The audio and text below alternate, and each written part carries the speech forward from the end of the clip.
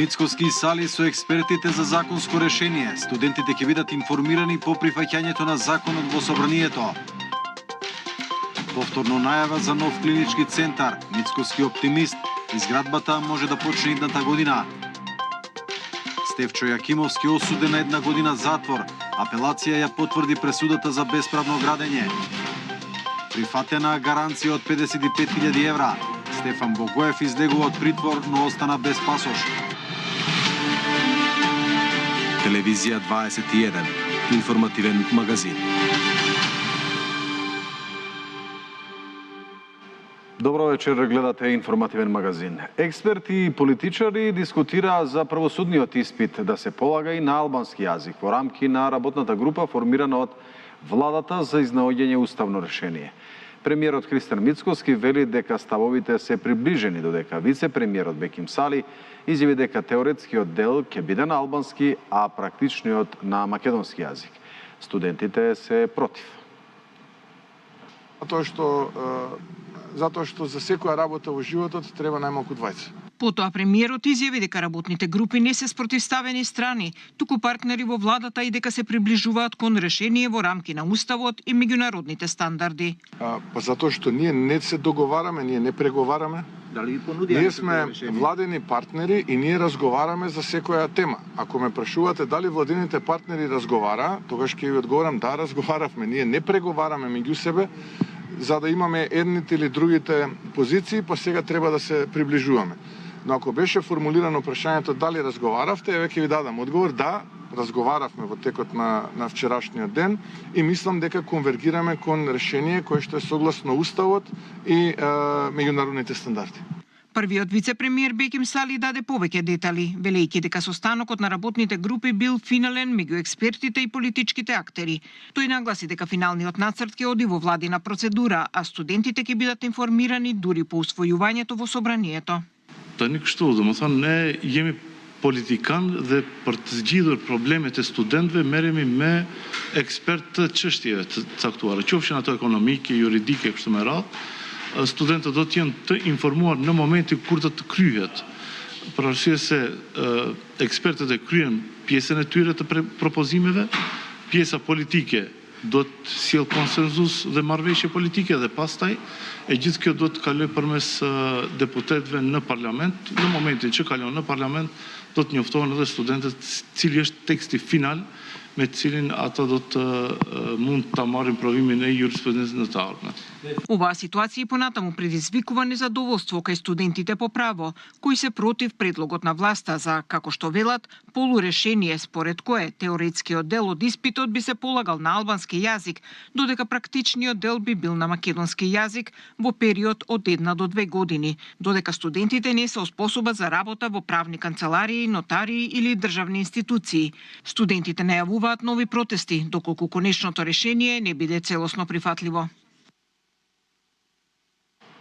Универзитетскиот професор Јетон Шасивари во синоќешното издание на емисијата Клик Плюс изјави дека предложеното решение за правосудниот испит одговара на барањата на студентите и овозможува полагање на испитот на албански јазик. Нагласи дека станува збор за комбиниран модел кој е во согласност со уставот и законите, а не за половично решение. Според него измените ќе се реализираат преку интервенции во постојниот закон за правосуден испит. Според професорот Јетон Шасивари, кој е член на работната група што работи на изнаоѓање решение за правосудниот испит, предложеното решение е во согласност со уставот, законите и европските стандарди и ја одразува заложбата на студентите од трите правни факултети со настава на албански јазик, испитот да може да го полагаат на својот мајчин јазик. Propozim zgjidhja, domethënë parashe një zgjidhje që është reale, është optimale, është kushtetuese ligjore në pajtim me standardet ndërkombëtare dhe evropiane. Propozim zgjidhja u përgjigjet kërkesave të studentëve të 3 fakulteteve juridike me mësim në gjuhën shqipe. Propozim zgjidhja pasqyron kërkesën студент. Што проблемите јепат меѓу аргументими Шасивари се осврна и на нацрт верзијата на Законот за правосуден испит, според која теоретскиот дел би се полагал на албански јазик, додека практичниот дел би се полагал на македонски јазик.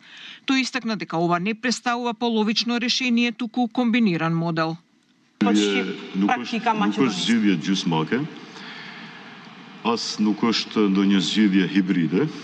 Студентове, затоа шасивари nuk kërkojnë që të ketë zgjidhje gjysmake. Nuk është zgjidhje gjysmake, absolutisht. Po mirë, në qoftë është model i kombinuar, pra nuk është zgjidhje gjysmake. Po as nuk është as zgjidhje plot. Nuk është as zgjidhje kreative, por është zgjidhje reale, optimale, kushtetuese, ligjore, në pajtim me standardet ndërkombëtare dhe me standardet evropiane. Шасивари појасни дека не станува збор за носење нов закон, туку за измени и дополнување на постојниот закон за правосуден испит.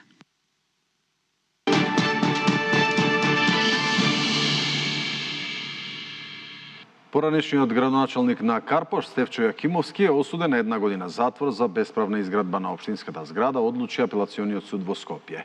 Судот делумно ја потврди првостепената пресуда, со што казната за Јакимовски станува правосилна за делото бесправно градење, при што во казната се пресметува и времето поминато во домашен притвор. Во однос на делот за злоупотреба на службена положба, предметот е вратен на повторно судење, а за овој дел постои можност за застарување во 2027 година. За второ обвинетиот ТГ исто така е укината условната казна и случајот се враќа на повторно постапување пред судот. Кривичната пријава беше поднесена во 2018 година од Управата за финансиска полиција, а по 6 години судски процес минатата година беше изречена неправосилна пресуда од 3,5 години затворска казна за Јакимовски. Во одлуката на апелација за едногодишната казна, Јакимовски треба да помине во затвор уште 7 месеци, бидејќи 5 месеци беше во куќен притвор.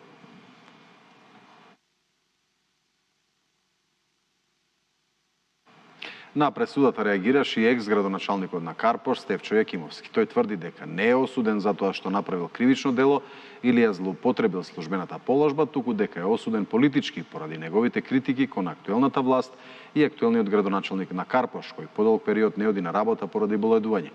Тој тврди дека оваа пресуда е само да биде спречен да се кандидира на следните локални избори.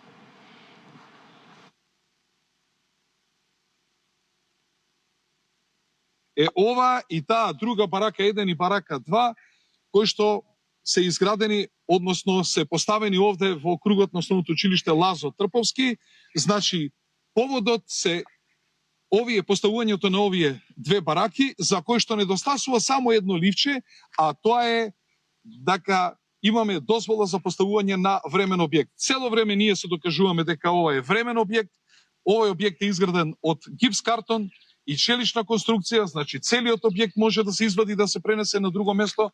Тие носат, гледате пресуда, дека ова е градба, како да е градба од цврста градба и затоа ја носат и оваа пресуда. Кривичниот совет при Основниот суд Скопје го прифати барањето за гаранција на осомничениот Стефан Богоев и ја укина мерката притвор од 30 дена.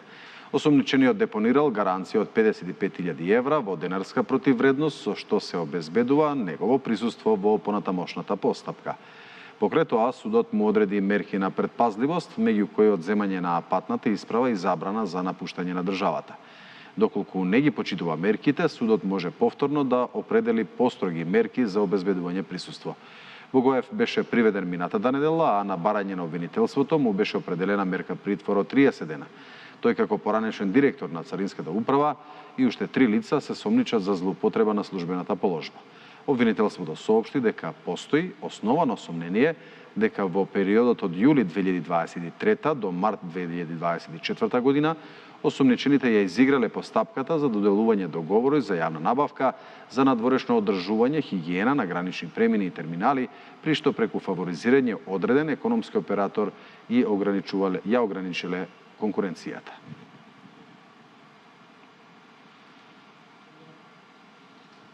А апелацијскиот суд во Скопје ја одби жалбата на самостојниот синдикат на контролорите на летање и ја потврди одлуката со која се забранува најавениот штрајк за октомври 2025. Според МНАФ и нивниот правен застапник Горан Николовски, судот утврдил дека штрајкот не бил поврзан со работнички права, дека не е почитувана законската постапка и дека синдикатот нема правен легитимитет за вакво организирање.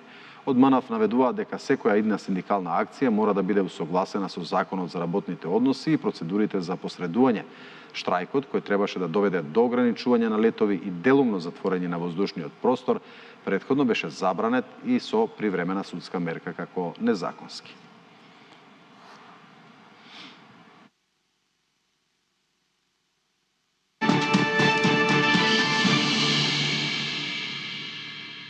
Владата планира изградба на нов клинички центар во близина на спортскиот центар Борис Трајковски, но засега тоа се уште е неизвестно, бидејќи тој простор е приватно земјиште. Премиерот Мицкоски вели дека се преговара со собственикот и рече дека доколку се оди во најдобар ред, со работите би можело да се почне идната година. И оваа влада со најава за изградба на нов клинички центар. Според премиерот Христијан Мицкоски се планира да биде во близина на спортскиот центар Борис Трајковски, а доколку се оди според планираното, изградбата би можела да започне во текот на идната година. Според него, самата локација е привлечна бидејќи се наоѓа на два булевара што би овозможило поголема пристапност, како и близина на обиколницата по која пациенти ќе можат да доаѓаат и од други држави. Сепак појасни дека засега постојат отворени проблеми, бидејќи тој простор е приватно земјиште. Не само за главниот град и Македонија како држава, туку може од соседните држави да привлекуваме пациенти кои што ќе ги користат услугите на овој, би рекол, како што е нашиот план, ултрамодерен клинички центар, но таа парцела е приватна собственост. Преговараме со собственикот да видиме дали можеме да најдеме замена за таа парцела, да ја добие државата, потоа со специјален закон да се смени намената на истата.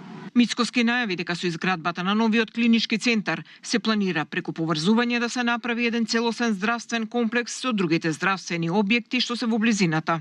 Планот е под булеварот Илинденска да се направи топол подземен премен кој што ќе се поврза со постоечката 8 септември. Тука се наоѓа и ПЕТ центарот, кој што исто така во моментот го развиваме, и сето тоа е поврзано со поликлиниката Букурешт, значи еден целосен заокружен комплекс. Ќе опфати овој проект.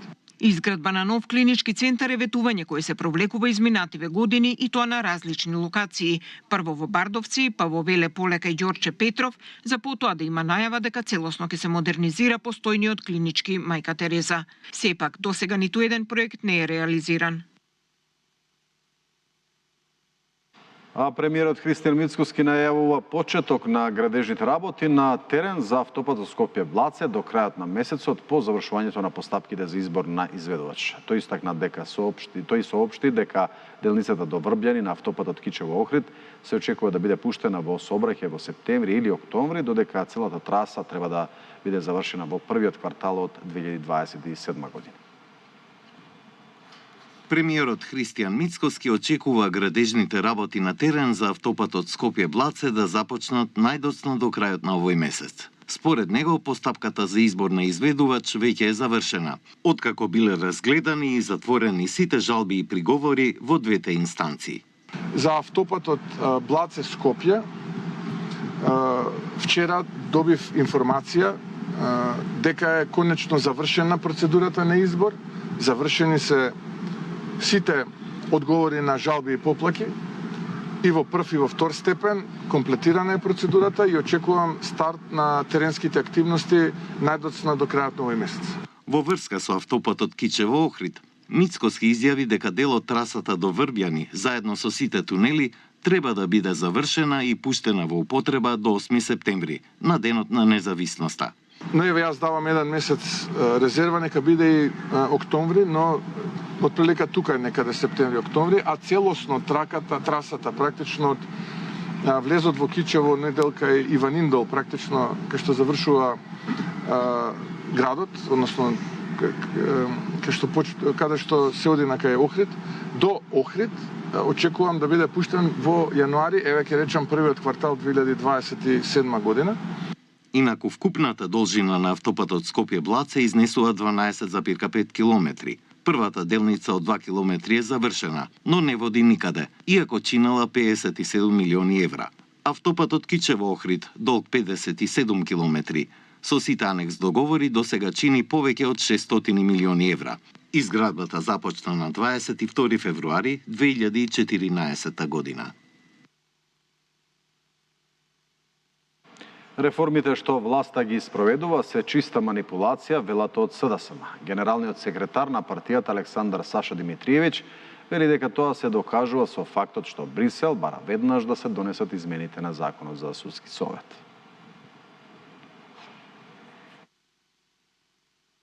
Владата уште една лага на Христијан Мицковски за реформите е целосно разобличена. Брисел по скратена постапка бара измени на Законот за судски совет. А владата со месеци го представуваше законот како доказ за наводен реформски напредок. Сега стигна потврда дека со манипулации и со трикови реформи нема.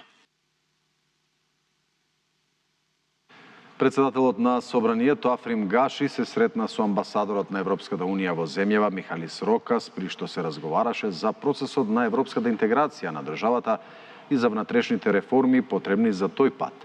Гаши истакна дека реформите не се само дел од процесот на интеграција, туку и неопходност за граѓаните и развојот на земјава. Амбасадорот Рокас нагласи дека процесот на проширување на Европската Унија е актуелен и дека новите глобални геополитички случувања овозможуваат негово забрзување. Според него, тоа ќе овозможи на проширената Европска Унија подобро да одговори на новите предизвици. Гаши и Рокас се согласни дека Собранието има клучна улога во усвојувањето на законите од реформската агенда и во напредокот кон Европската Унија, при што беше нагласена и можноста за забрзување на процесот на проширување на Европската Унија во контекст на глобалните случувања.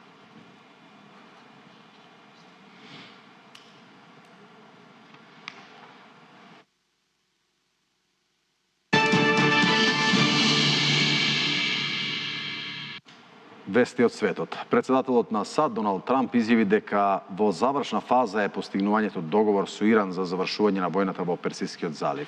Тој додаде дека договорот би можел да се постигне во рок од 2 до 3 дена. Трамп го потврди падот на американскиот хеликоптер во близина на Ормудската теснина, наведувајќи дека пилотите се добро. Нью Йорк Таймс досна синоќ ќе објави дека американски хеликоптер Апачи се урнал во близина на Ормудската теснина под необјаснети околности.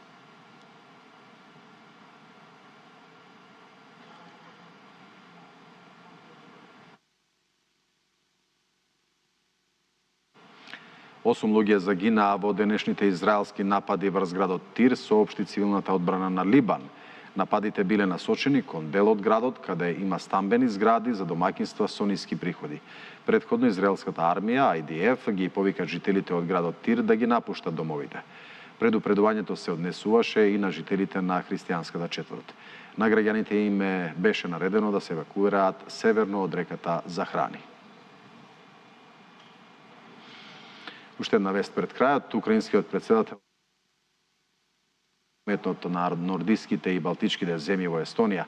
Главна тема на разговорите беше заекнувањето на одбраната на Украина и зголемувањето на притисокот врз Русија. Земјите од групата НБ8 се меѓу најголемите поддржувачи на Украина и досега обезбедиле над 42 милиарди евра помош. Се разговараше и за безбедносните ризици од беспилотни летала кои навлегуваат во воздушниот простор на соседните земји. Неодамна НАТО собори беспилотно летало над Естонија што предизвика нови тензии со Русија.